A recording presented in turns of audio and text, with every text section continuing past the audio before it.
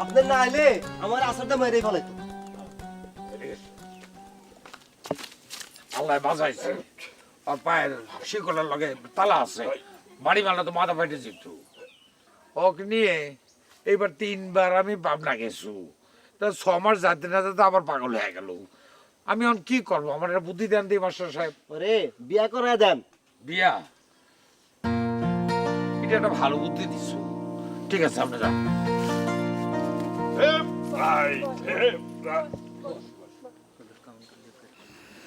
শোন তো ওরা, আমি তোর বেটাকে বিয়া করাবার চাই। কন কি বাজান, পাগল আবার বিয়া করবো কেবা কইরা? শহীদ মশা বুদ্ধি দিল, বিয়া দিলে মহব্বত ভালো হয়ে যাবার পারে। মাইনসে তো কত কি কয়। বুদ্ধিটা একবার খারাপ দেয় নাই, বিয়া করায় দিলে ভালো হয়ে যাবার পারে।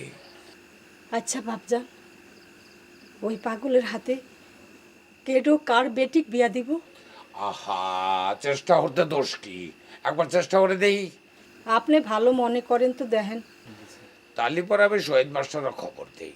বড় তালি আছে, শহর আলী আছে, অগারও থাকবার কই। কন বেবাক মালাক খবর দেই, দেখা যাক কি হয়। ও মা, মহব্বত ভাইক নাই বিয়া করাবো? হয়, আমিও তো আজকে শুনলাম। তো কিটা কইলো? কেন আবার কব? পাগলের হাতে বিয়া বসবো কেন? যে মনে হে বসুকে, তোর কি? তুই আবার বাড়ির মধ্যে কোনো মনে যাইস না যেন। ও মা, আমি এলা রাইতে বিয়ার কথা শুনবো না থাক, তুই এনে তো যাওয়ার কাম নেই। এ আমার দেরি হয়ে গেল রে মা, তুই নে চুল টুল বাঁধতে ঘরে যা। হ্যাঁ সরকার চাচা, আপনি বলে আমার গুট খাবার নিয়ে মানুষ পাঠাইছিলেন। তুমিও আইছো? হ্যাঁ হ্যাঁ, আসো বসো। বেয়াদব নাকি? মুরব্বী বসলো না, তার আগে বসে পড়লো। আগে আমি বসি। বসে বসো। শুনছি বাবা, কথাই শুনছি, এইসব কথা অন্য কাউকার কর দরকার নাই। তাহলে পরে তুমি কি করবে? কাও ওই জাহের শেখের বিটির হাতে মহব্বতের বিয়ে হয়ে দেয়। যমুনা নদীর বাঙ্গনে জাহের শেখ তার বউ বিটিক নিয়ে আপনি হিনাসে উঠল, আপনি এগুলো থাকার জায়গা দিলেন।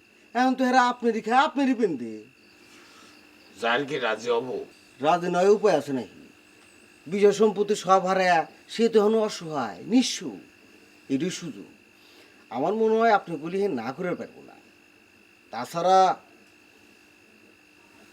হ্যাঁ, বিটি ছাড়া অন্য কেউ তো ওই পাগল হাতে বিটিক বিয়ে দিব না। আপনি এক কাম করেন, ওই মাস্টার দিয়ে প্রস্তাবটা কাইলে দিয়ে দেন।